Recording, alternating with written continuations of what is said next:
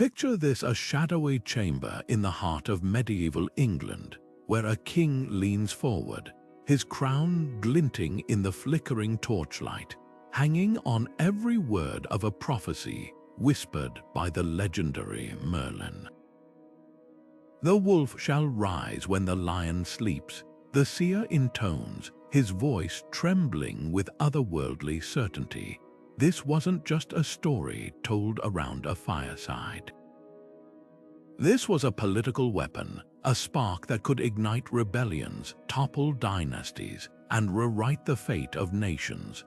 Welcome to the hidden world where ancient prophecies didn't just predict the future, they shaped it. For centuries, rulers across Europe clung to these cryptic visions, bending them to their will, fearing their power, or wielding them like swords in the battle for legitimacy. But here's the gripping question: were these prophecies divine glimpses into destiny, or clever tools of manipulation, crafted to control the masses and silence rivals? From the halls of Westminster to the secret councils of the Vatican, prophecies were more than mere superstition. They were the currency of power. Imagine a time when a single parchment, inscribed with vague, poetic warnings, could send armies marching or force a queen to her knees. The Merlin prophecies, the Sibylline oracles, the visions of mystics like Hildegard of Bingen, these weren't just stories. They were blueprints for rebellion, whispered in taverns, brandished in courtrooms, and etched into the very foundations of medieval politics. Kings and popes didn't just listen to these prophecies, they twisted them, suppressed them, or even commissioned their own, turning fate into a game of thrones played with words instead of swords. So how did a whispered prediction from a long-dead seer decide the fate of empires? That's the mystery we're unraveling today. This is a journey through crumbling manuscripts, coded messages, and the shadowy alliances where faith met ambition.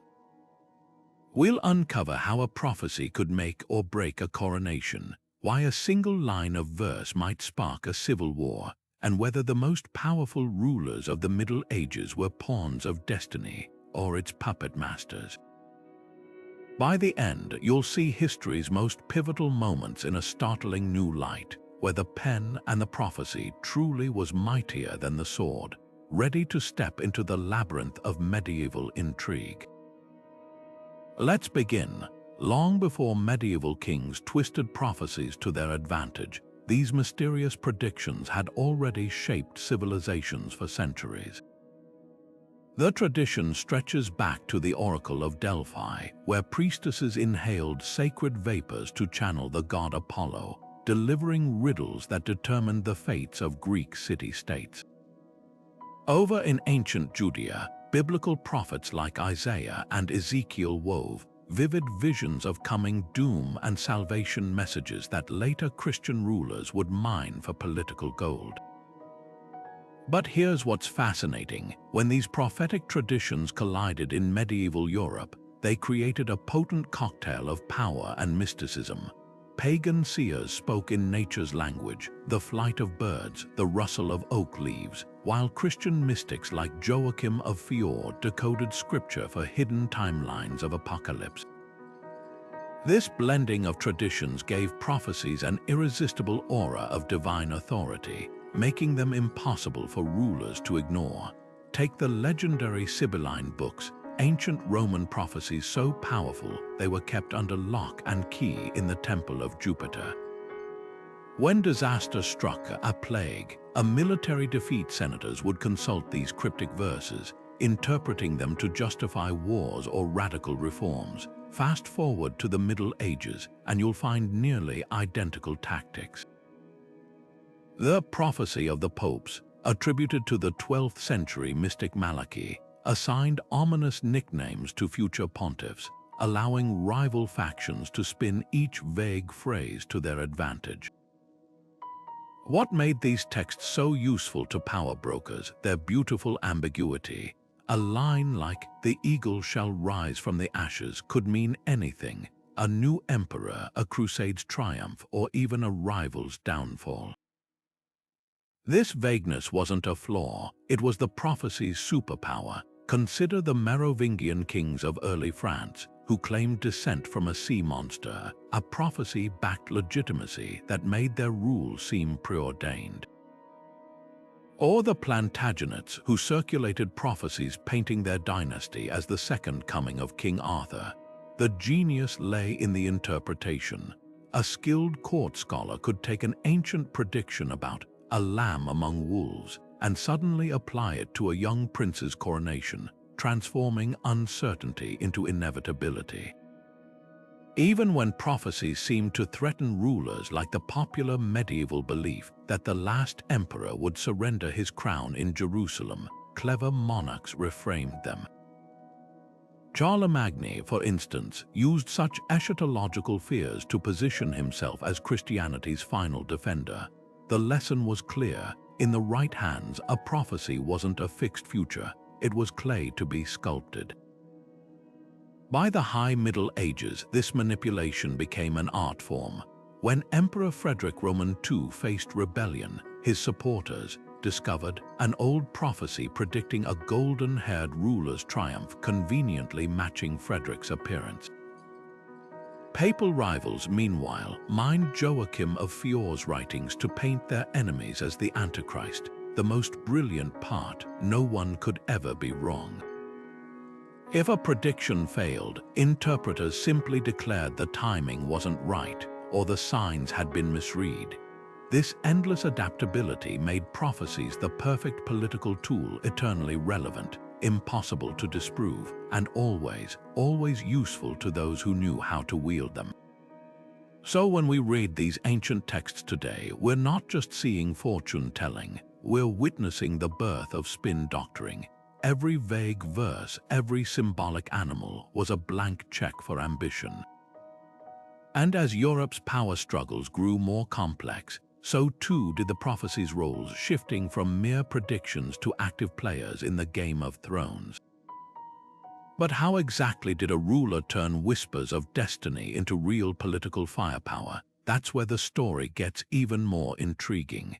If you were a medieval ruler with a shaky claim to the throne, nothing solidified your authority quite like a well-timed prophecy.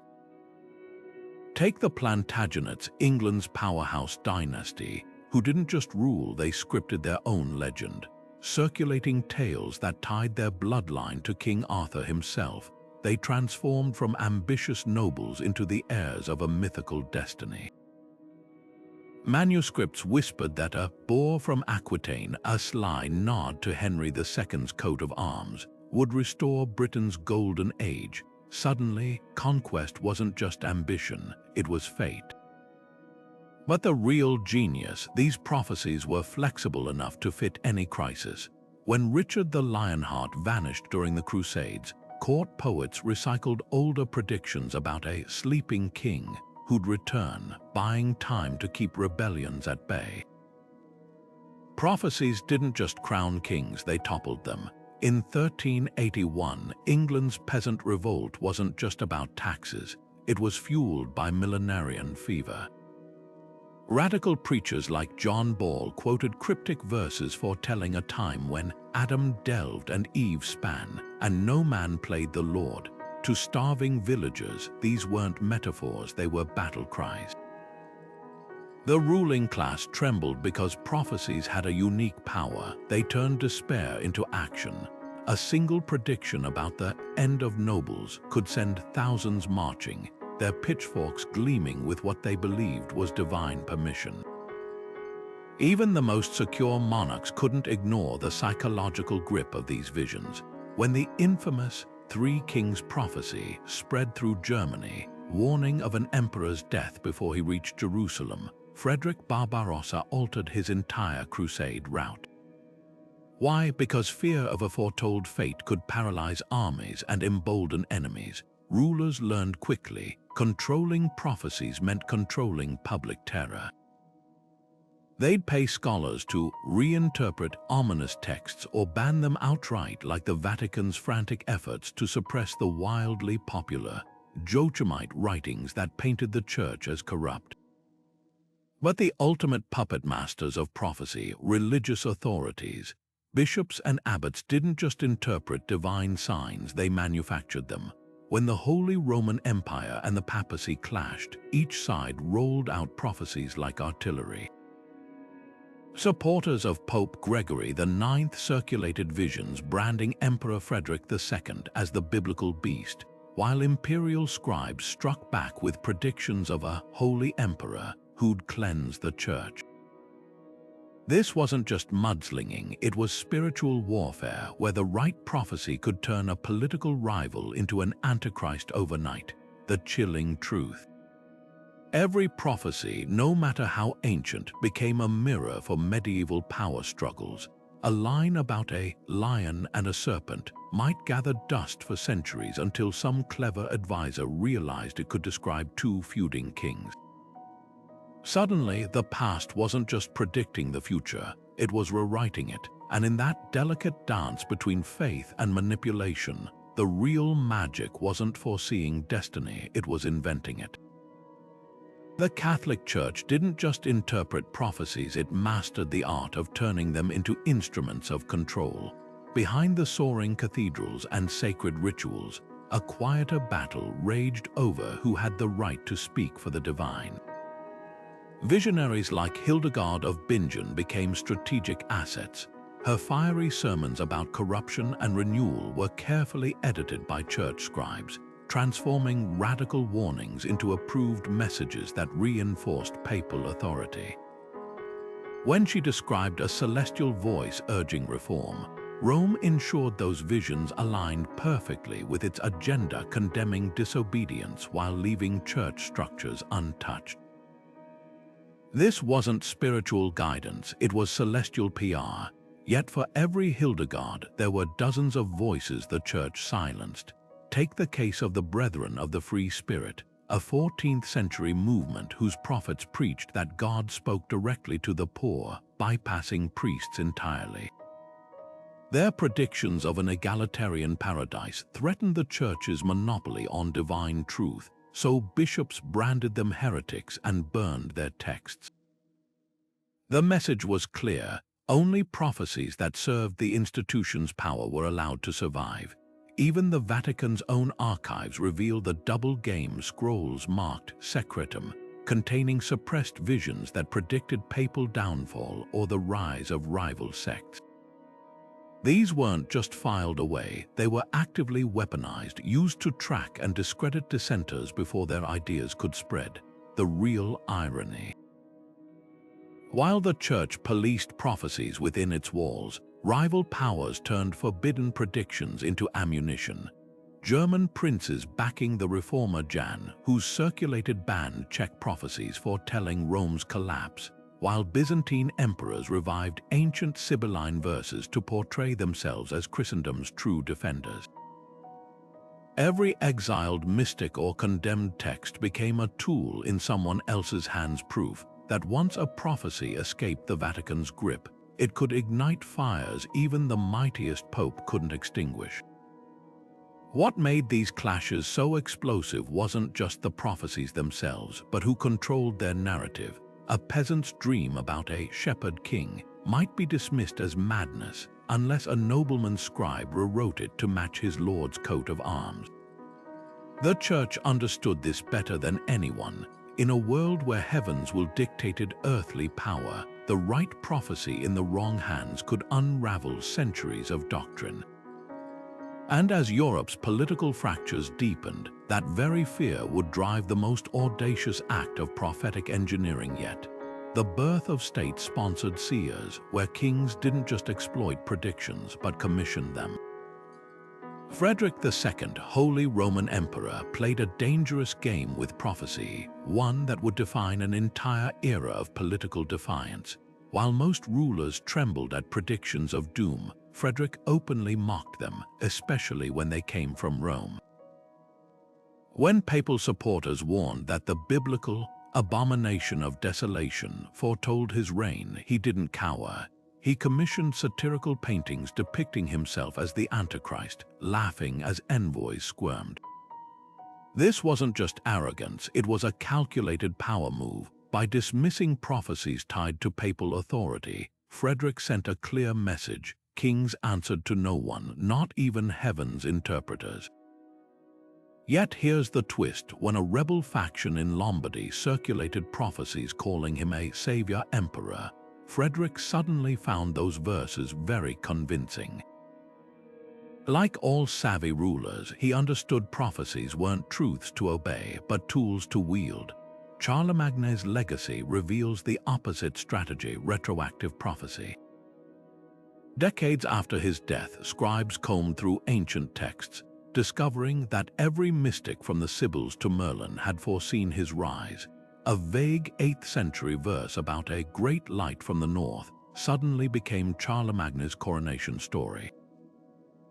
This rewriting of history served a vital purpose. It transformed an ambitious warlord into a preordained messiah, his conquests not merely political but divinely scripted. Later rulers copied this playbook relentlessly.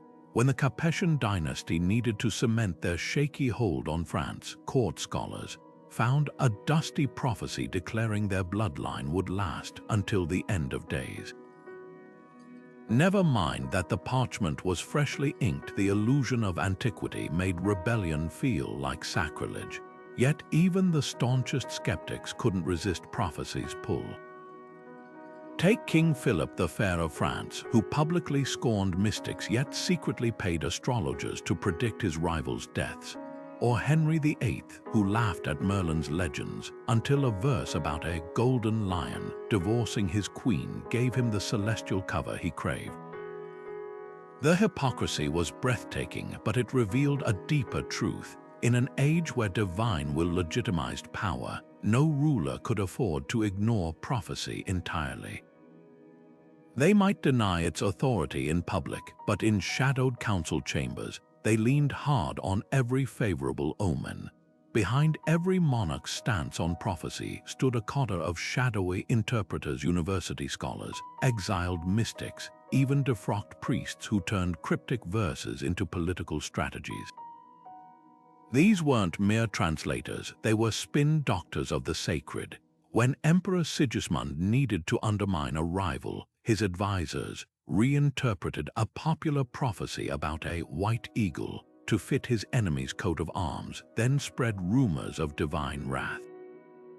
The most powerful interpreters, however, weren't courtiers but outsiders like the wandering Franciscans who sold prophecies to the highest bidder, their parchments tailored to flatter or frighten as needed. For the right price, a vague prediction about a king's fall could suddenly specify which king and when.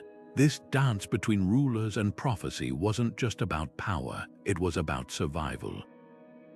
In a world where a single unlucky eclipse could spark revolt, controlling the narrative of destiny wasn't luxury, it was necessity. And as the medieval period waned, a new challenge emerged. What happened when prophecies escaped the courts and cloisters, falling into the hands of those who'd used them not to uphold empires, but to burn them down? Behind every throne stood shadowy figures, court prophets and astrologers who wielded words like daggers. These weren't just mystics, they were political operatives, their cryptic verses crafted to soothe royal insecurities or justify reckless ambitions. Take Nostradamus, the most famous court astrologer of all, whose quatrains were so artfully vague they could be twisted to fit any crisis.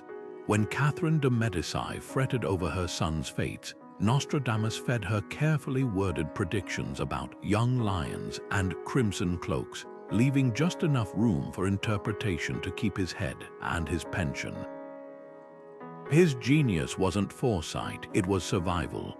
A single misstep, a prophecy too specific, a forecast too dire, could turn a trusted advisor into a corpse swinging from the gallows. The stakes were even higher for lesser-known seers. In 1526, the Duke of Milan's court astrologer predicted a year of peace only for war to erupt months later. His punishment buried alive in an iron cage. Monarchs craved certainty, but they also needed scapegoats. When Henry VIII's favorite prophet, Cornelius Agrippa, failed to foresee Anne Boleyn's downfall, he barely escaped England with his life. This was the tightrope these figures walked, too accurate and they became threats, too wrong and they became examples. Yet some prophecies, despite their ambiguity, changed history. In 1484, a Jewish astrologer's warning about an impending planetary alignment convinced Pope Sixtus IV to delay a crusade, altering the balance of Mediterranean power. Even more dramatic was the case of Girolamo Savonarola, the fiery friar whose visions of a scourged church ignited Florence's revolt against the Medici. His prophecies weren't just spiritual, they were revolutionary manifestos, so potent that when the Medici retook the city, they burned Savonarola alive alongside his forbidden texts.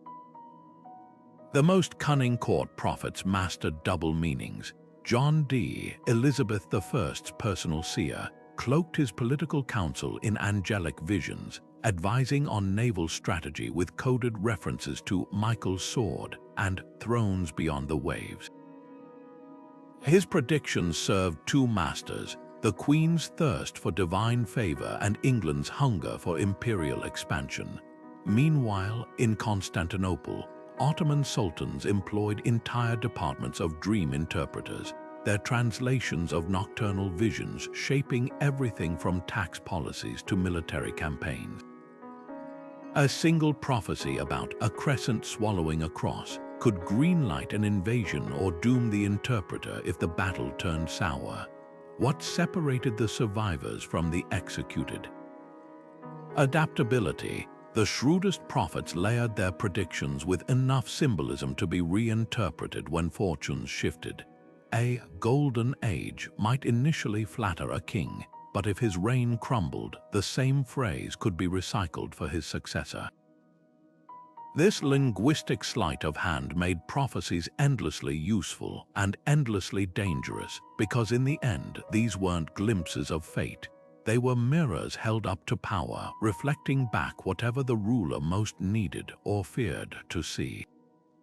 The prophecy of the eagle and the lion reads like a medieval thriller, two beasts locked in eternal struggle, their clash foretold in crumbling manuscripts. For the kings of England and France, this wasn't just poetry, it was a battle cry wrapped in divine mystique. The eagle, with its piercing gaze and soaring dominance, became France's chosen symbol, while England's lions roared back from royal banners, each side insisting the prophecy favored their cause. When Edward III claimed the French throne in 1337, his scribes pounced on older texts, spinning verses about a lion crossing the sea to reclaim its birthright, as proof God sanctioned his invasion. Across the Channel, French scholars countered with interpretations casting the lion as a ravenous invader, doomed to be torn apart by the eagle's talons. This wasn't just war, it was storytelling with stakes as high as kingdoms. What gave the prophecy such teeth was its adaptability. After England's shocking victory at Crecy, preachers in London declared the lion had seized the eagle's nest, while French priests reframed the same lines as a temporary trial before divine retribution. Even Joan of Arc wielded the prophecy, insisting her visions confirmed France's eagle would rise again. The brilliance of these manipulations lay in their vagueness. A single phrase like, "The lion's pride shall fade," could inspire English troops one year, then terrify them the next when defeats mounted. Neither side needed the prophecy to be true.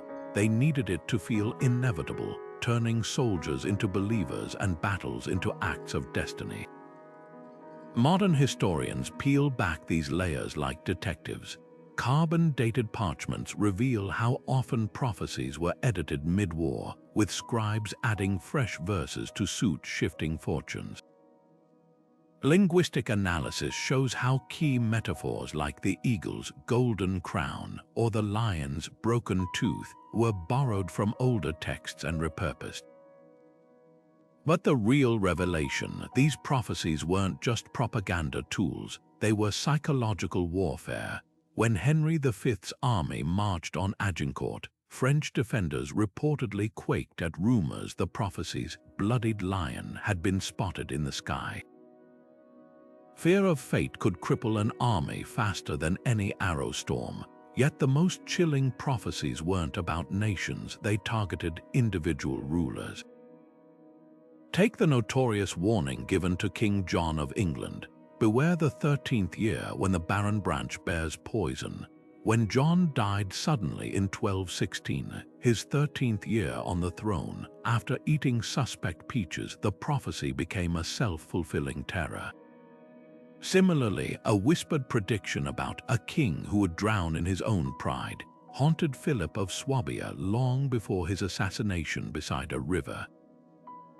These personalized omens weren't just forecasts, they were death sentences wrapped in riddle, weaponized by enemies who knew the right words could unseat a king as surely as a blade. From the 100 Years' War to the shadowy plots of royal courts, prophecies proved one thing again and again. In the medieval world, controlling the future wasn't about foreseeing it, it was about forging it, one ominous verse at a time. Some prophecies didn't just whisper warnings, they screamed them into the ears of kings, with consequences as brutal as any battlefield. Take Henry II of England, a ruler who laughed at superstition until the day Thomas Becket's ghost appeared in a dream foretelling his downfall. The archbishop murdered by Henry's knights now returned as a spectral prophet, his words dripping with chilling precision. "You shall drink from the cup of sorrow." Within years, Henry's sons revolted, his empire fractured, and he died broken and alone. Was it fate, or had the prophecy gnawed at Henry's conscience, twisting his decisions until the prediction fulfilled itself? Richard III's story twists the knife deeper. Shakespeare immortalized him as the hunchbacked villain who sold his soul for a crown. But the real Richard carried a darker burden, a prophecy that the crown would slip through his fingers like sand. Historians still debate whether his desperate, reckless moves at Bosworth Field, charging straight into Tudor lines, stemmed from tactical madness, or the crushing weight of believing his doom was inevitable. The irony, had he ignored the prophecy, his superior numbers might have carried the day. Instead, he became the architect of his own demise, his final moments a grotesque pantomime of the very fate he'd feared. Yet not all rulers crumbled under prophecy's shadow. Louis XI of France, nicknamed the Spider King, spun webs to trap his own destiny. When astrologers warned a lion's roar would end his reign, Louis didn't retreat. He orchestrated a campaign to erase every lion symbol from royal crests, even bribing poets to rewrite old prophecies. His reign lasted decades, proving that for the cunning, prophecies weren't prison bars. They were puzzles to solve. The most explosive prophecies, however, crossed borders like smuggled gunpowder. When the Byzantine emperor received a cryptic letter predicting a cross rising from the west to crush the crescent, he leaked it to Venice and Genoa, framing it as divine justification for a new crusade. The result, a temporary alliance of rival states, united by a shared interpretation of destiny. Meanwhile, Spain's Ferdinand and Isabella weaponized prophecies during the Reconquista, circulating visions of a Catholic king destined to reclaim Granada, a narrative so potent it rallied war-weary troops and emptied European treasuries into their coffers. These weren't mere superstitions, they were diplomatic cables written in celestial code. A single prophecy could turn allies into enemies or transform a pirate into a king. And as the medieval world gave way to the Renaissance, the game only grew more sophisticated, with prophecies no longer just shaping politics, but birthing entire nations. In the shadowy corridors of medieval diplomacy, prophecies weren't just mystical curiosities, they were the ultimate diplomatic cipher. Imagine an envoy from Venice arriving at the court of Burgundy, bearing not just gifts but a carefully copied manuscript of the Tibetan Sibyl's visions. Its margin notes subtly altered to suggest his master's enemies were doomed. This was statecraft in code, where every symbolic beast and celestial sign carried layered meanings. The Habsburgs, Europe's master chess players, elevated this to an art form.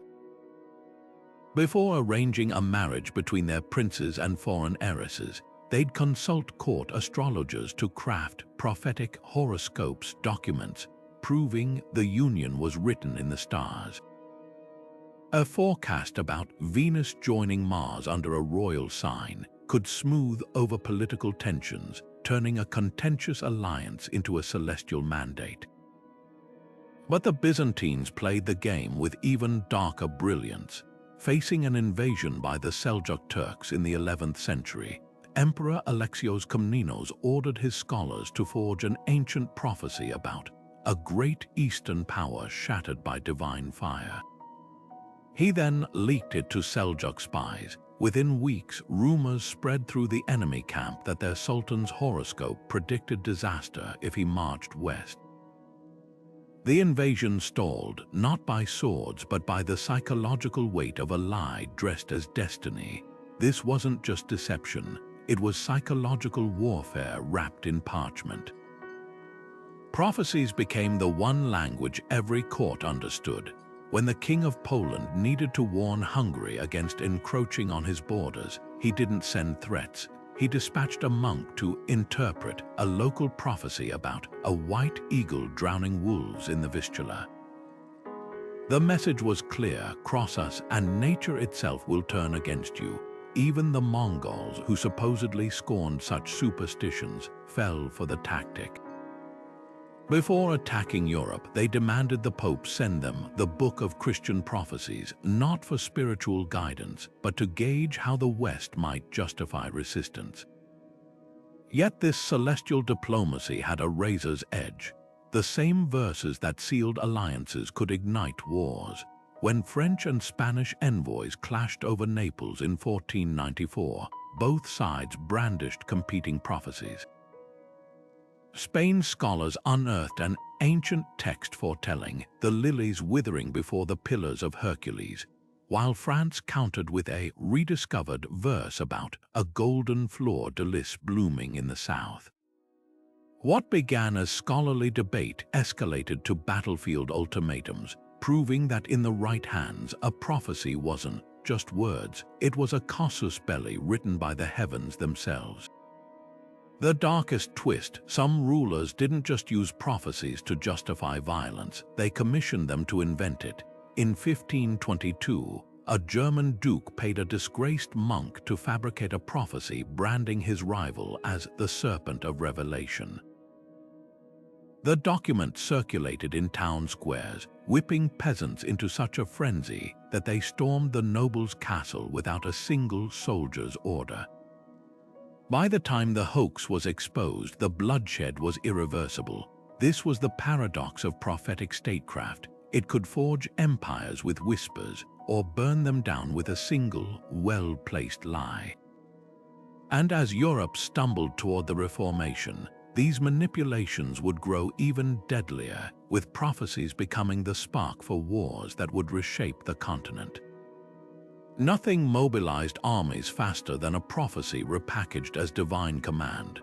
When Pope Urban II launched the First Crusade in 1095, he didn't just appeal to faith, he wielded ancient predictions like a general's battle plan. "The East shall be cleansed by the faithful," he thundered, quoting a supposedly lost verse from the Sibylline oracles. Never mind that the parchment was likely penned by his own scribes. The effect was electric. Knights who'd hesitated suddenly saw their swords as instruments of prophecy, their violence sanctified by celestial decree. This wasn't just recruitment, it was alchemy, transforming bloodshed into sacred duty. The Children's Crusade of 1212 revealed prophecy's terrifying power to bypass reason entirely. A 12-year-old shepherd named Nicholas claimed angels had shown him a vision. The Mediterranean would part like the Red Sea, allowing his army of children to reclaim Jerusalem unarmed. Historians still debate whether Nicholas was a charlatan or a true believer, but the results were horrifyingly real. Thousands of children marched south, their parents unable to dissuade them because how could mere mortals argue with heaven's blueprint? When the sea refused to obey, slavers awaited the disillusioned youths at Italian ports. The tragedy exposed Prophecies' dark paradox. The more outlandish the prediction, the harder it was to refute until it was too late. Meanwhile in Spain, the Reconquista's architects turned prophecy into a slow-burning fuse. Alfonso X of Castile commissioned scholars to scour old texts for references to the lost cross rising from the west. When they discovered a 9th-century Moorish prophecy predicting Christian victory, Alfonso had it read in every church. The genius lay in the timing. The prophecy didn't promise immediate triumph, but inevitable reconquest. This long-game manipulation kept generations of knights charging into battle, each death framed not as a failure, but as one step closer to destiny's fulfillment. Behind these grand campaigns lurked a more sinister question. Did the architects truly believe, or were they coldly pulling heaven's strings? The answer lies in the archives. Letters between Pope Innocent III and his cardinals reveal frantic debates about useful prophecies, which to amplify, which to suppress. One memo even calculates the ideal ratio of mystical visions to practical rewards when motivating crusaders. Yet for every cynic, there was a true zealot like Ferdinand of Aragon, who slept with a prophecy about Granada's fall under his pillow, weeping when its predicted date passed without victory, then simply had his astronomers correct the celestial math. As warfare grew more sophisticated, so did prophetic espionage. Venetian spies slipped forged prophecies into Ottoman camps, warning of a sultan drowned by his own crescent. French agents planted fake astrological charts in English courts, hinting at Henry V's early death. The most brazen operation, Holy Roman Emperor Frederick II's team of scholar spies, who infiltrated papal libraries to edit old prophecies, turning Rome's own sacred texts against them. These weren't just lies, they were psychological landmines designed to detonate in the enemy's mind long before armies clashed. The lesson was clear. In the medieval world, the pen might be mightier than the sword, but a well-placed prophecy could outmaneuver both. In the shadow wars of medieval Europe, forged prophecies were the ultimate poison pen, carefully crafted lies that could topple kings without a single drop of blood. Picture a monk hunched over parchment by candlelight, not copying scripture but composing doom. His quill scratches out verses mimicking the ancient Sibylline style, each line dripping with ominous symbolism. The eagle's wings shall break upon the Alps, a clear jab at the Holy Roman Emperor's Italian ambitions. Within months, this counterfeit text would surface in rebel strongholds, its ancient aura giving weight to whispers that God had withdrawn favor from the throne. The brilliance of the forgery, it never named names. Like all effective propaganda, it let the reader connect the dots, turning vague poetry into a rallying cry for dissent. The Habsburgs faced one such scheme in 1487, when a network of Venetian spies flooded German markets with fake prophecies predicting the dynasty's collapse. These pamphlets, aged with vinegar smoke and bound in discovered chests, claimed to be lost visions of Charlemagne. Their centerpiece, a passage foretelling a house divided by its own hounds, a not-so-subtle nod to Emperor Frederick III's feuding sons. The effect was devastating. Peasants, already straining under taxes, saw the texts as divine confirmation of rebellion. Knights hesitated to muster, fearing they fought against heaven's will. It took a year and a small army of imperial scholars debunking the documents line by line to restore order, proving that in medieval politics, sometimes the most dangerous weapon was a well-placed comma. But spotting these fabrications was like catching smoke. Authentic prophecies were deliberately cryptic, making forged ones nearly indistinguishable. When a notorious mercenary captain sought to undermine Milan's duke in 1402, he commissioned a counterfeit Merlin prophecy, so convincing it quoted genuine Welsh triads, then spliced in new lines about a boar trampling the viper's nest. The real stroke of genius, he had it discovered during an archaeological dig near Glastonbury, complete with paid actors gasping over its miraculous preservation.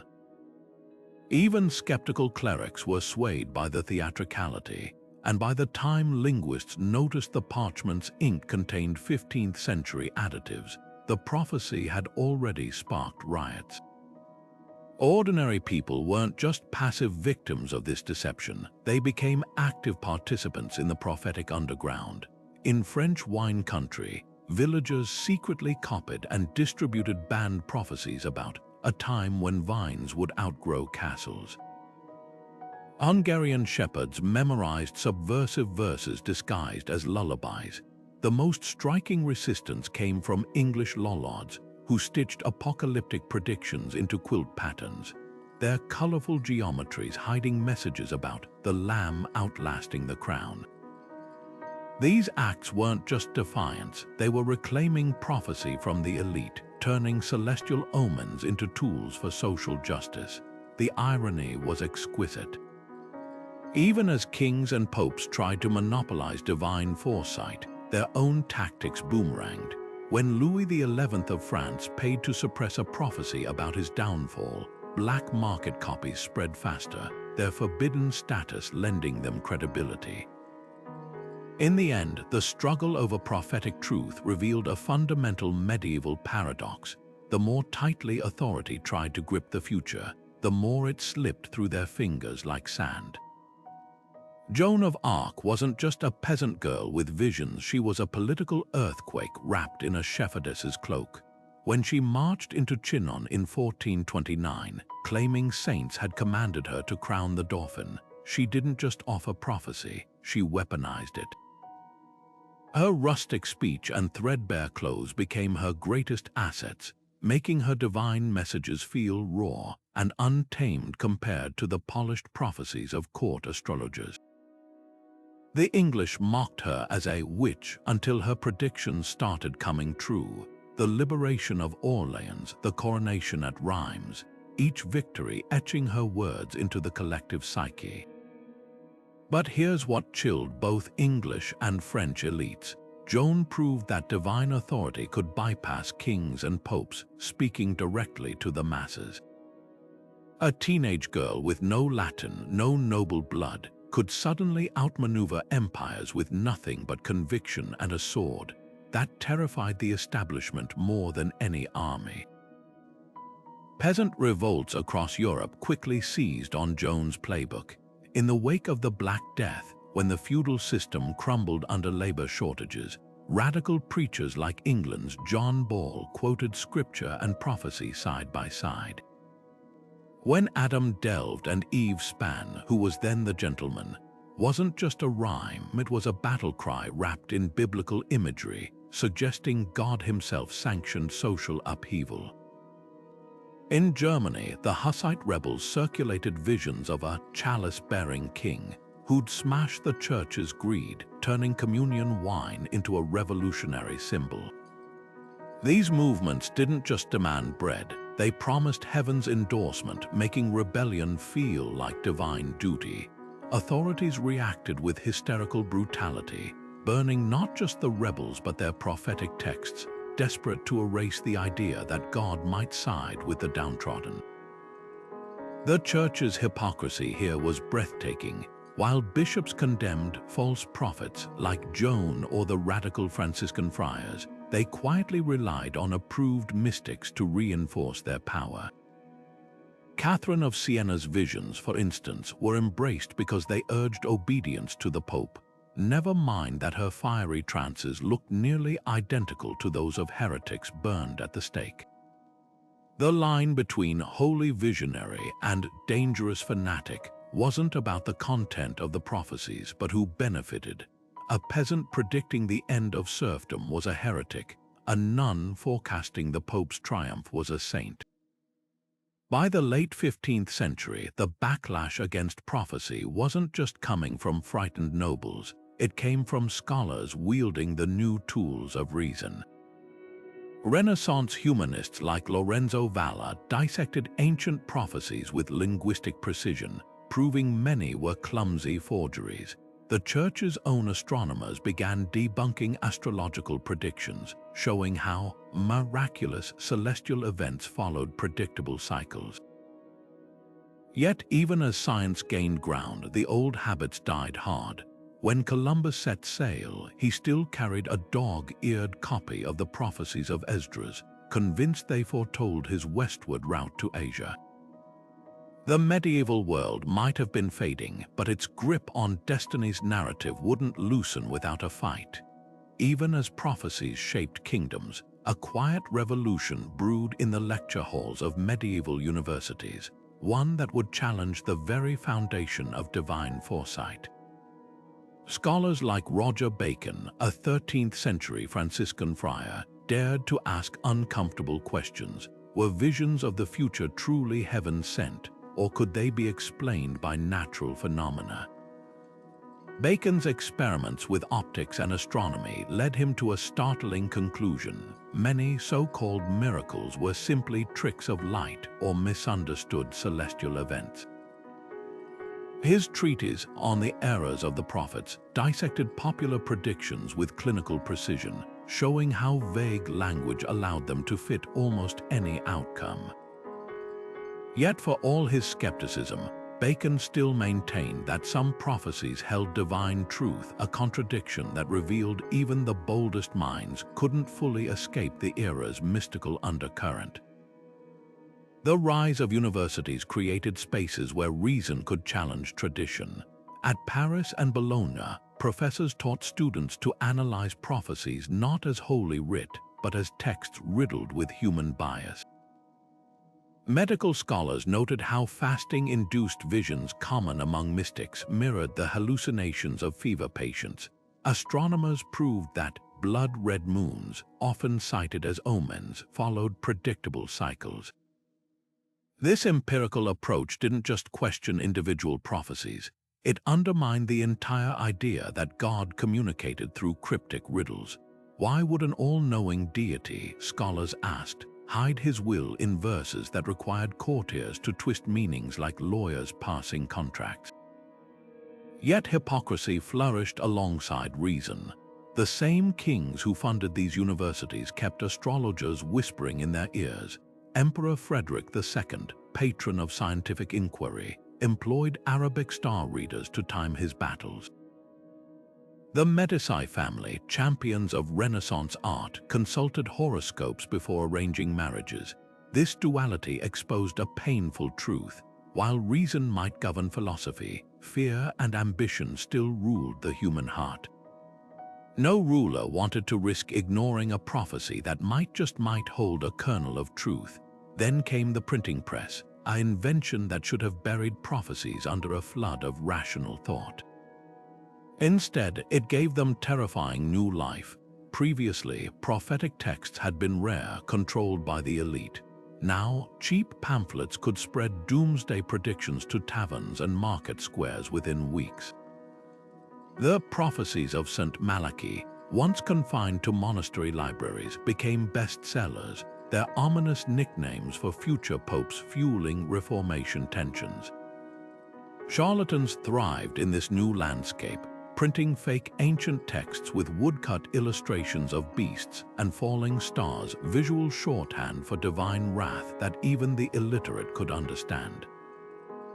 The result was a paradox. Just as educated elites began dismissing prophecies as superstition, the masses embraced them more fiercely than ever. Peasants who'd never heard of Roger Bacon pored over printed almanacs predicting plagues and droughts. Wars now began not just with troop movements, but with competing prophecy pamphlets raining down on both sides of the battlefield. The medieval world was dying, but its obsession with destiny refused to fade quietly, proving that even as reason advanced, the human hunger for certainty in an uncertain world remained as potent as any king's decree. The printing press didn't just spread knowledge, it weaponized prophecy on an unprecedented scale. Imagine a 15th century marketplace flooded with cheap pamphlets, each screaming about comets, plagues, or the Antichrist's imminent arrival. What once trickled through monasteries and courts now gushed into taverns and town squares, turning localized superstitions into continent-wide panics. The most explosive example, the 15 Signs Before Doomsday pamphlets that swept Europe after Gutenberg's invention. These vivid texts, illustrated with woodcuts of crumbling cities and weeping saints, claimed the world would end in 15 stages, starting with oceans boiling and ending with stars falling like hail. Never mind that the original Latin version had been a sleepy monastic meditation. Mass translation and embellishment turned it into a viral nightmare. By 1490, peasants from Flanders to Florence were stockpiling food, convinced the final sign, the dead rising from their graves, was just months away. Kings and cardinals watched this wildfire with equal parts terror and opportunity. The Habsburg Emperor Maximilian I, no stranger to propaganda, secretly financed print runs of prophecies predicting his victory over the Ottomans, then feigned surprise when ancient texts surfaced backing his claims. Meanwhile, the Vatican established the first censorship boards, not to protect orthodoxy but to control the narrative. Printers caught distributing unapproved prophecies faced excommunication or worse. In Venice, authorities burned an entire warehouse of apocalyptic pamphlets after they sparked riots, proving the press's power to turn words into weapons. The parallels to modern misinformation are chilling. Like today's algorithm-driven rumors, printed prophecies thrived on emotional triggers, fear of the unknown, distrust of elites, the thrill of secret knowledge.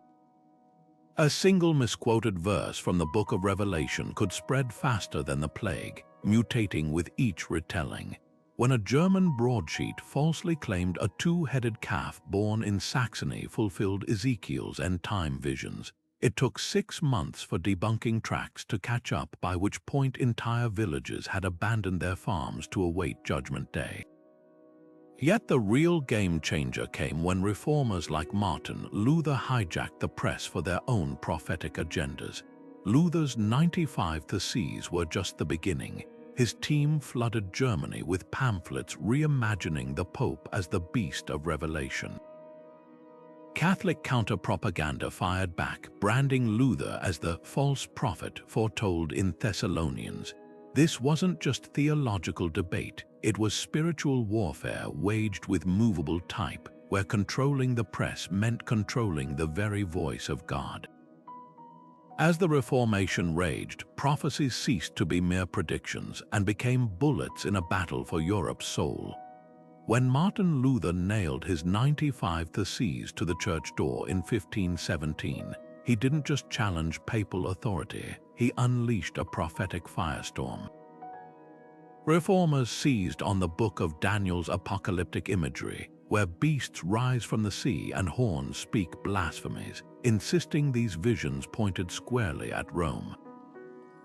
Luther himself declared the Pope the Antichrist sitting in God's temple, a claim that turned scripture into a wrecking ball against centuries of tradition. Printers churned out pamphlets pairing lurid woodcuts of the Whore of Babylon with papal tiaras, making complex theology visceral for illiterate farmers. This wasn't just theological debate, it was guerrilla warfare waged with inked parchment and pulpit sermons, where every prophecy became a grenade tossed into the pews. The Catholic counterattack was equally brutal. Jesuit scholars combed through Luther's writings, stitching together his own words into a nightmarish tapestry. One infamous tract, The Seven-Headed Luther, depicted the reformer as the dragon of Revelation, each head representing a different heresy. Spanish inquisitors circulated prophecies allegedly from St. Francis predicting a black monk who would split Christendom, a transparent jab at Luther's Augustinian robes. The message was clear: if Protestants could claim divine foresight, so could Rome. What made this clash so explosive was its hypocrisy. Luther mocked Catholic mystics like Hildegard of Bingen as dreamers, yet his followers embraced Nostradamus-like forecasts about the papacy's imminent collapse. Calvinists in Geneva banned astrology but obsessively calculated biblical numerology to pinpoint Judgment Day. Even as reformers denounced superstition, they clung to the very prophetic tools they'd scorned, repackaging them as scriptural truth rather than medieval guesswork. This double standard deepened Europe's fractures. When peasant rebels invoked Luther's teachings to justify burning monasteries, he disowned them, but the genie was out of the bottle. Prophecies once confined to parchment now echoed in mob chants, turning religious reform into social revolution. By the time of the 30 Years' War, rival armies marched under banners quoting the same Bible verses, each convinced God had prophesied their victory. Yet the greatest irony lay ahead. As the Reformation cooled, its fiery prophecies didn't fade, they mutated. Puritans carried them to America, seeing New World forests as the wilderness where the faithful would await Christ's return. Anabaptists in Munster turned predictions into bloody theocracy, crowning a king of Zion before imperial troops crushed their revolt. The medieval obsession with destiny hadn't died. It had put on new clothes, proving that even in an age of reason, the hunger to see tomorrow's shadows remained as strong as ever.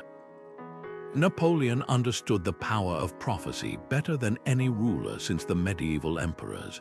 When his advisors uncovered dusty quatrains by Nostradamus that seemed to predict a great emperor rising from the west, his propaganda machine went into overdrive. Pamphlets flooded Paris streets with these centuries-old verses, their cryptic language suddenly crystal clear, every lion and eagle now unmistakably pointing to Napoleon's coronation. The irony was delicious. A man who championed reason and revolution cynically recycling medieval mysticism to legitimize his reign, but the strategy worked. By the time he crowned himself in Notre Dame, many French citizens genuinely believed destiny had scripted his rise, proof that even in the age of enlightenment, old prophetic tricks still held sway. World War II revealed prophecy's dark evolution into modern propaganda. The Nazis twisted medieval German legends about a sleeping emperor beneath the Kyffhäuser Mountains, repackaging them as proof the Third Reich was Germany's preordained future. Meanwhile, British intelligence fabricated Nostradamus predictions about London surviving the fire, dropping them over occupied Europe to undermine German morale. This wasn't just psychological warfare, it was medieval prophecy reborn with radio waves and leaflet bombs, showing how easily ancient tropes could be weaponized for modern destruction. Even today, the DNA of medieval prophetic politics pulses through our world. When politicians invoke manifest destiny or divine mandate, they're channeling the same tactics Plantagenet kings used to justify conquest. Modern conspiracy theories about coded messages in Shakespeare's plays or hidden predictions in dollar bills mirror the way medieval scholars scoured Virgil's poetry for clues about their own era. The mediums have changed: Twitter threads instead of illuminated manuscripts, YouTube videos instead of town criers, but the human craving to see patterns in chaos remains unchanged. So why does prophecy still grip us? Perhaps because uncertainty is unbearable without the illusion of control. Medieval peasants facing the Black Death and modern citizens scrolling through pandemic forecasts share the same primal need: to believe someone somewhere can see the storm before it hits. The difference now is sheer volume. Where once a single prophecy might take years to spread, today's algorithms flood us with endless predictions, each competing for our belief. The real lesson from history isn't that prophecies are true or false, but that they're mirrors. They reflect our deepest fears and wildest hopes back at us, polished by whoever holds the glass. Whether etched on parchment or trending on social media, they reveal an uncomfortable truth. We haven't outgrown the medieval hunger to be told a story about tomorrow, especially if it lets us rewrite today. Prophecies became the ultimate political chameleon in medieval Europe, able to shift colors depending on who held them up to the light. Three master tactics emerged again and again: legitimization, fear-mongering, and subversion. A king like Henry VII, fresh from seizing England's throne in battle, would scour ancient texts for any hint that his ragged claim was divinely ordained. When his scholars found a Welsh prophecy about a dragon rising from the mists to reclaim his birthright, they hammered that vague imagery into propaganda gold, stamping red dragons onto royal banners and commissioning poems linking Henry's victory to Merlin's lost visions. Legitimization wasn't about proving prophecies true, it was about making them useful. Fear worked even better. The moment a ruler's grip weakened, rivals would circulate predictions of impending doom, like the infamous Year of the Five Kings prophecy that spread through France during the 100 Years' War. Its ominous warning, "When 5 crowns tremble, blood shall water the fields," was generic enough to fit any crisis, yet specific enough to send peasants stockpiling grain and nobles sharpening swords. The genius lay in the delivery. These prophecies rarely named names, letting listeners project their own enemies into the blanks. A lord might hear it as a threat against his king, while merchants took it as a sign to flee the cities. Fear, like ink, spread fastest where the parchment was left intentionally blank, but the most dangerous prophecies were those turned against their creators. When Pope Boniface VIII declared unlimited papal authority, his enemies unearthed an old prediction about a shepherd devoured by his own flock. Within months, that same verse was being quoted back at him by French cardinals and Italian bankers alike, its meaning twisted to justify his eventual kidnapping and death. Subversion thrived on prophecies built in ambiguity. What one generation saw as a divine promise, the next could reinterpret as a warning. The same parchment that crowned an emperor might later fuel his overthrow, depending on who held the quill. For every prophecy that seemed to come true, like the eerily accurate forecast of King John's sudden death, countless others vanished into obscurity. Forgotten were the dozens of predicted apocalypses that never materialized, the chosen emperors who died in ditches, the celestial signs that led to nothing. What survived were the lucky hits, or more often, the predictions retrofitted to match events. When Constantinople fell to the Ottomans in 1453, clerics scrambled to find decades-old prophecies that explained the disaster, carefully ignoring the hundreds of verses that had predicted the city's eternal survival. The parallel to our modern age is unsettling. Today's conspiracy theories and viral forecasts operate on the same principles: vagueness masquerading as insight, fear dressed up as foresight. Medieval peasants clutching pamphlets about the end times weren't so different from modern doom scrollers obsessing over algorithmic predictions. Both reveal a universal truth: the less control people feel, the more desperately they cling to narratives that promise order in chaos. Which raises the thorniest question of all: where's the line between manipulation and genuine belief? Did the bishop who whispered prophecies in a king's ear truly think he was channeling divine will, or was he just a shrewd operator playing the odds? The answer lies in the ink stains on medieval manuscripts. the places where scribes scratched out inconvenient verses or squeezed in new lines between old ones. Prophecy was never about seeing the future. It was about controlling the present, one carefully crafted prediction at a time. At what point does clever statecraft cross into outright deception? Medieval rulers who twisted prophecies to their advantage faced no such dilemma. To them, manipulating divine predictions was simply politics by other means. When Charlemagne's scribes rediscovered ancient verses linking his reign to biblical kings, or when Tudor propagandists recast Welsh prophecies to justify Henry VII's shaky claim, they weren't lying, they were curating destiny. But modern eyes might see something darker: the deliberate weaponization of belief. The same tactics that secured thrones also ignited rebellions, sending thousands to their deaths convinced heaven endorsed their cause. Was this any different from today's politicians cherry-picking data to sell wars or policies? A medieval king's forged prophecy and a modern leader's selective statistics share the same DNA. Both cherry-pick fragments of truth to manufacture consent.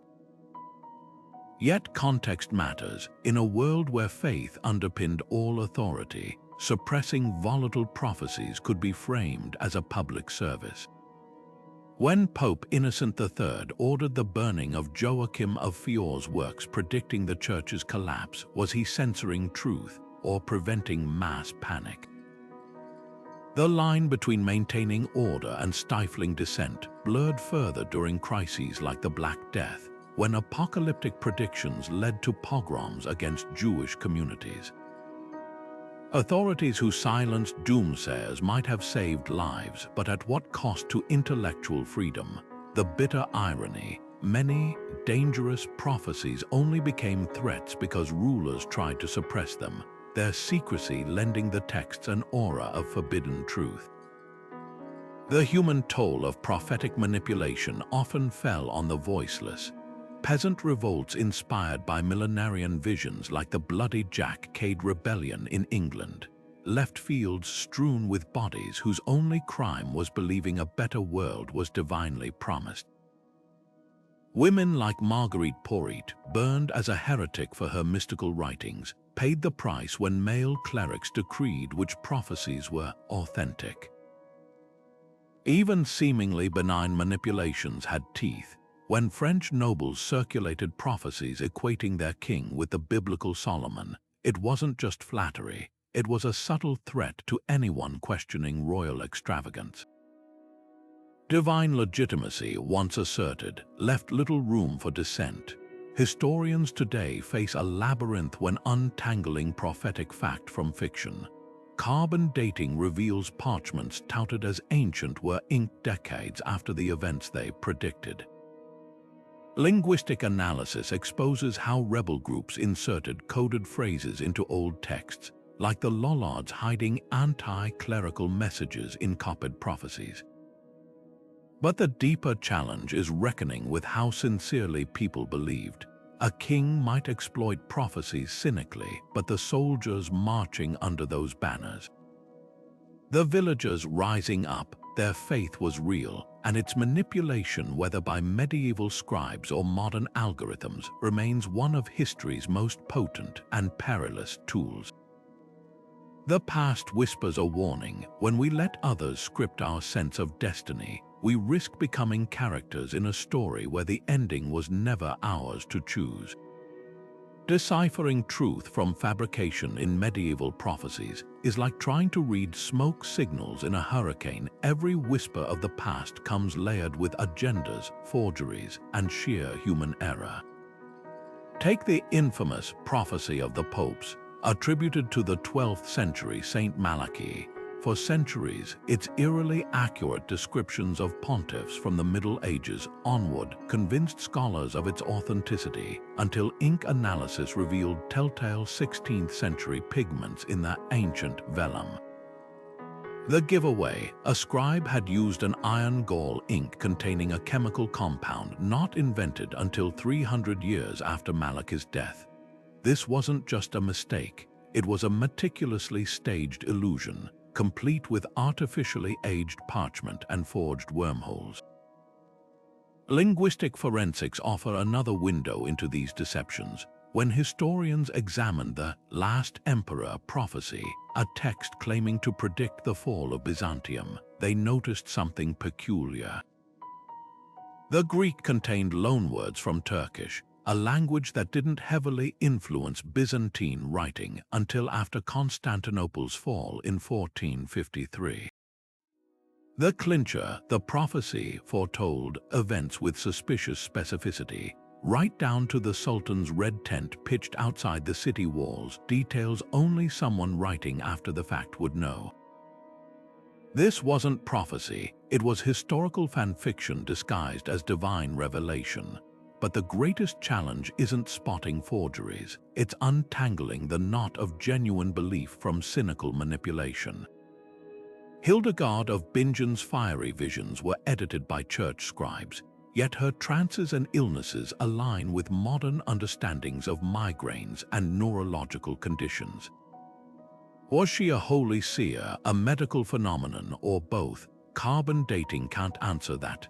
It takes interdisciplinary sleuthing, blending psychology, theology, and even medicine to pass where divine theater ended and authentic experience began.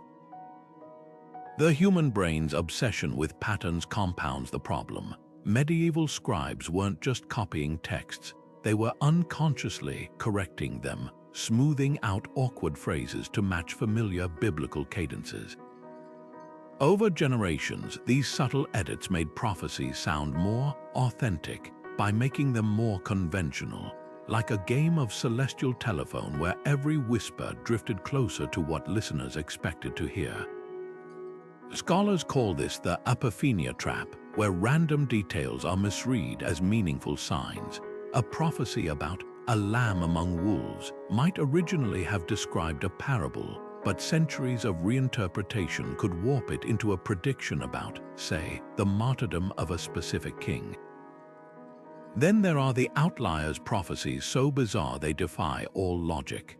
The Tibetan Sibyl's vision of a rain of stones that would herald a golden age might sound like fantasy until volcanologists linked it to eyewitness accounts of the 1257 eruption of Mount Simolas, which catapulted fist-sized pumice stones for miles. Even stranger is the Green Children of Woolpit, a medieval English chronicle about emerald-skinned siblings who emerged from a cave speaking an unknown language, a story later twisted into prophecies about children from the earth heralding doom. Were these garbled memories of Flemish refugees or something far stranger? The truth may be lost, but the allure of the inexplicable keeps historians digging.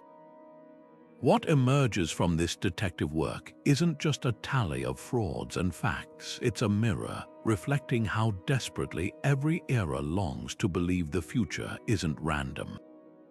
Whether carved on oak gall or printed on vellum, prophecies endure not because they're true, but because we need them to be, and that, perhaps, is the most revealing pattern of all.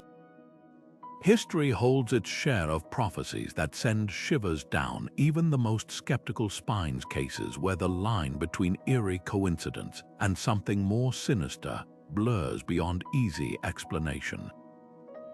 One of the most chilling centers on the death of Pope Pius VI. In the late 12th century, an Irish bishop named Malachi compiled a list of cryptic Latin phrases supposedly describing every future pope. Most were vague enough to fit anyone, but entry 111, Peregrinus Apostolicus, or Pilgrim Pope, sent scholars reeling when Pius VI died in exile under Napoleon's arrest in 1799, his final months spent as a literal prisoner wandering between French dungeons. The timing was too precise, the wording too literal. Skeptics rightly point out that Malachi's list was likely a 16th century forgery, its predictions retrofitted to past events. Yet the pious coincidence lingers, a stubborn puzzle that refuses to dissolve entirely. Equally unsettling is the case of the Three Kings prophecy, a 9th century text warning that a Holy Roman Emperor would perish if he crossed the Alps into Italy. Frederick Barbarossa dismissed it as superstition until his army, spooked by the prediction, mutinied mid-campaign, forcing him to alter his route. Years later, he drowned in a shallow river during the Third Crusade, his death blamed by contemporaries on defying the prophecy's warning. Rationalists argue confirmation bias shaped the narrative. No one noted the countless rulers who ignored prophecies unharmed, but the story's persistence hints at how deeply such tales burrowed into the medieval psyche. Then there's the enigma of Nostradamus' quatrain about the great man struck down in the day by a thunderbolt. For centuries, scholars debated its meaning until 1981, when Pope John Paul II survived an assassination attempt in St. Peter's Square on May 13th, the feast day of Our Lady of Fatima, associated with divine visions and thunderous miracles. The attacker's bullet narrowly missed vital organs, a twist some saw as fulfillment of the prophecy's ominous yet ambiguous warning. Critics counter that Nostradamus' verses are so flexible they could fit everything from a lightning strike to a stock market crash, but the symbolism's resonance still sparks debate. Modern pop culture can't resist recycling these medieval tropes, dressing them up for new audiences. Game of Thrones, Prince That Was Promised, Prophecy mirrors the Plantagenet's Arthurian claims, while Assassin's Creed games weave the Templars' obsession with ancient predictions into their sci-fi lore.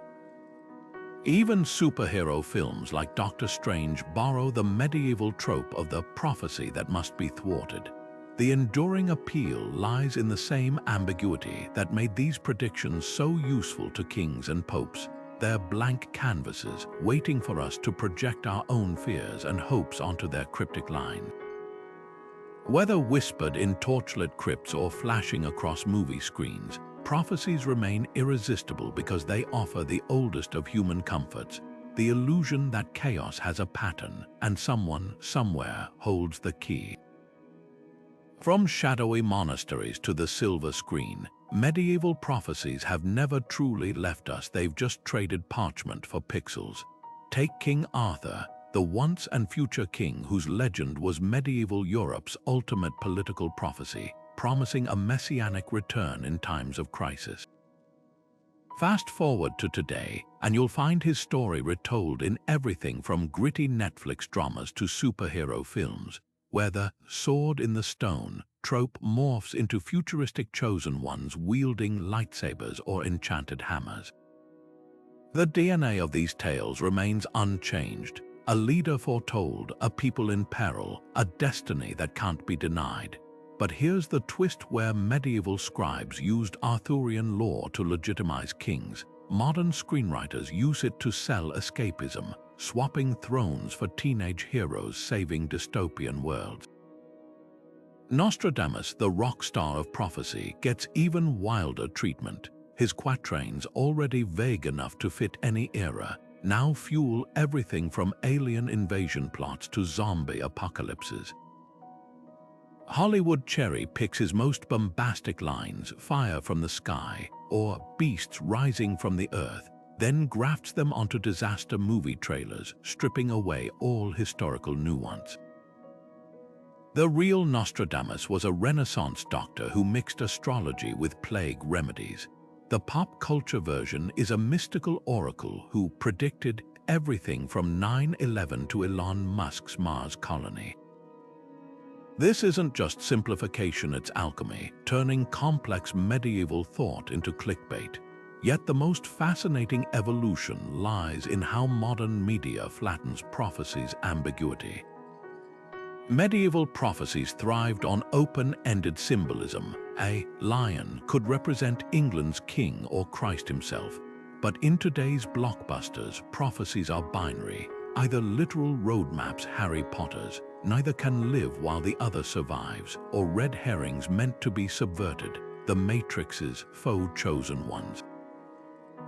Rarely do films capture the messy middle ground where most real prophecies lived, where rulers and rebels fought over interpretations like lawyers passing fine print. Beneath the CGI spectacle, though, our obsession with prophetic panic hasn't changed. Medieval villagers stockpiling grain because a comet predicted famine now have modern counterparts hoarding toilet paper over apocalyptic TikTok rumors. The chain letters of the 1990s warning of curses if not forwarded. Those are digital descendants of the chain prophecies circulated in 15th century monasteries, where monks copied and embellished doomsday texts to spread like spiritual wildfires. Even QAnon's cryptic, "Where we go one, we go all," mantra echoes the coded language of medieval mystic groups, where insider jargon created a sense of divine exclusivity. The lesson for today's leaders: beware the prophecy you invoke. Just as medieval kings learned, narratives of divine mandate can spiral beyond control. A politician citing scripture to justify power might soon face extremists wielding those same verses as weapons. For citizens, the takeaway is sharper. Behind every viral prediction, ask cui bono, who benefits. Whether scribbled on vellum or trending on Twitter, prophecies rarely serve truth. They serve agendas, and in an age where algorithms amplify fear faster than any medieval town crier, that's wisdom worth engraving not in stone, but in our scrolling thumbs.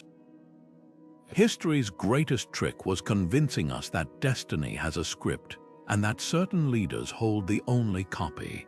Today's political playbooks borrow heavily from medieval prophecy's darkest tactics, wrapping power grabs in the language of inevitability. The arc of history bends toward justice.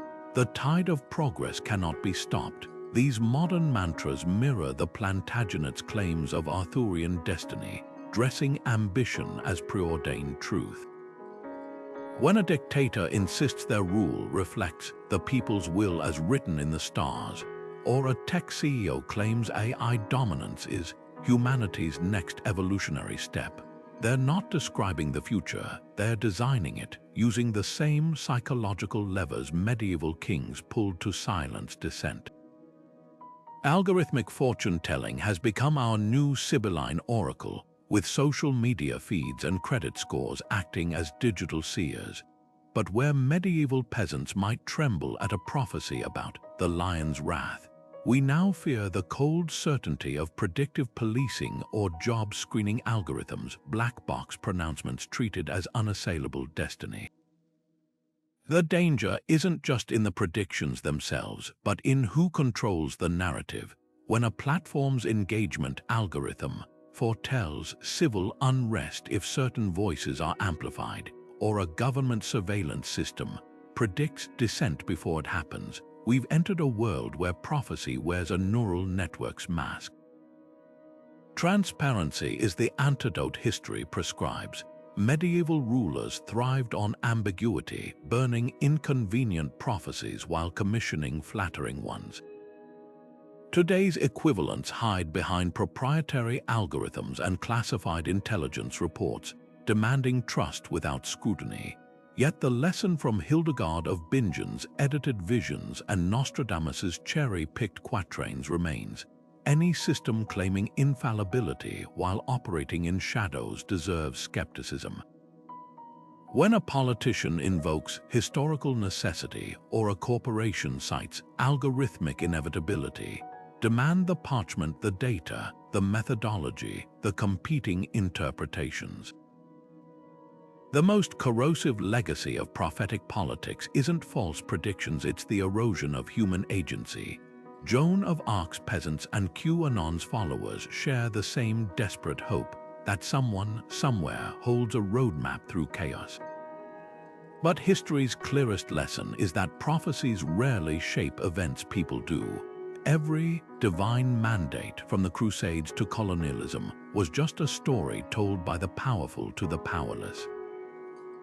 When we mistake curated data or partisan narratives for fate, we surrender our capacity to question, adapt, and resist. So next time you hear a leader invoke destiny, whether from a pulpit, a policy paper, or a predictive algorithm, ask the same question medieval subjects should have asked: who profits from this inevitability? The answer will likely reveal more about the present than the future, because true progress doesn't come from reading history's script, it comes from rewriting it, one skeptical, clear-eyed choice at a time. Would you follow a ruler who made decisions based on ancient prophecies? It's a question that feels ripped from a fantasy novel, until you realize medieval kings and popes did exactly that. History is littered with leaders who staked their legitimacy on cryptic predictions, but here's the twist: their belief wasn't always blind faith. For some, prophecies were strategic tools, carefully curated to justify wars or suppress rebellions. For others, they were psychological armor against an unpredictable world. So where's the line between genuine conviction and political theater? And in our modern age of algorithm-driven predictions and viral conspiracy theories, are we really so different? Think about the last time you checked a weather app or a stock market forecast. Technically, those are prophecies too, just wrapped in data instead of divine mystery. The medieval world lacked satellites and spreadsheets, so they turned to astrologers and dream interpreters. But the core impulse is identical: the desperate human need to impose order on chaos. That's why prophecies endure, whether etched on parchment or scrolling through your feed. They promise the illusion of control in a universe that's anything but predictable. Now let's flip the script. Can predictions ever be harmless fun? Consider the popularity of horoscopes or fantasy football projections today. Most people engage with them lightly, knowing the stakes are low. But medieval Europe didn't have that luxury. A misinterpreted comet or a misquoted verse could spark panics, revolts, even wars. The difference lies in consequence. When a modern celebrity tweets a doomsday prediction, we roll our eyes. When a medieval mystic proclaimed divine wrath, villages emptied. Context transforms curiosity into catastrophe. Here's where you come in. Scroll down and share your favorite historical prophecy in the comments. The eerier, the better. Maybe it's Nostradamus' baffling quatrains, or the Cherokee legend of the Pale Visitor that seemingly foreshadowed European colonization. Or perhaps you've stumbled on a lesser-known prediction, like the Byzantine prophecy about a golden ship sailing backward, which some link to the fall of Constantinople. Let's crowdsource the most chilling, bizarre, or suspiciously accurate prophecies across cultures and centuries. For those hungry to dive deeper, grab a copy of The Prophecy and the Papacy by Marjorie Reeves, a riveting deep dive into how Vatican politics shaped and were shaped by divine forecast.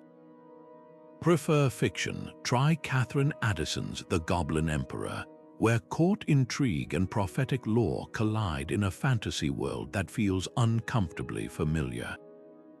And if you're fascinated by the intersection of mysticism and power, don't miss our next video, where we'll explore medieval alchemy, the science that promised to turn lead into gold and kings into gods. As the torchlight fades on this journey through prophetic politics, here's the unsettling truth: prophecies don't reveal the future. They reveal us our fears, our ambitions, our relentless hunger to believe that someone, somewhere, holds the keys to tomorrow. Whether you see them as divine whispers or clever cons, their real power lies in how they make us act today, and that's a prediction you can take to the bank. Merlin's prophecy about the wolf and the lion wasn't magic. It was a masterclass in psychological warfare. What began as a poetic riddle became a blueprint for power, twisted by kings and rebels alike to fit their agendas. The chilling truth: these prophecies weren't windows into the future. They were levers pulled to move the present. Every whispered vision of doom or triumph, every ancient text suddenly discovered at just the right moment served one purpose: to make the unpredictable feel inevitable. Whether carved into oak by druids or inked onto parchment by court scribes, prophecies gave rulers the ultimate advantage: the illusion that their victories were written in the stars and their enemies' defeats ordained by heaven itself. But the real magic wasn't in the predictions, it was in the people who believed them. A starving peasant hearing that "the lion's pride shall fade" didn't just hear words, they saw a flicker of hope, a sign that their suffering had meaning. A knight marching into battle under a banner quoting the Sibylline oracles didn't just carry a sword, he carried the weight of destiny. That's why prophecies endured long after their original context faded. They tapped into something deeper than politics or faith, the human craving for narrative in a chaotic world. Centuries later, we're still weaving those same stories. Modern algorithms predicting our next purchase or political pollsters forecasting elections aren't so different from medieval astrologers casting horoscopes for kings. The packaging has changed, but the promise remains: a glimpse beyond the veil, a chance to outwit uncertainty. As the medieval skeptic Bernard of Clairvaux once scoffed, "The greatest prophecy is the one we make come true." So the next time you hear a prediction, whether from a history book or your social media feed, ask yourself, who benefits from this destiny? And more importantly, what happens if we stop believing in prophecies and start shaping them? If you've enjoyed this deep dive into the shadowy crossroads of power and prediction, don't forget to like and subscribe. Our next adventure, we're cracking open the vaults of medieval alchemy, where charlatans and geniuses alike chased the secret to turning lead into gold, and maybe, just maybe, found something far more dangerous. Until then, remember, the future doesn't belong to the stars, it belongs to those brave enough to write it.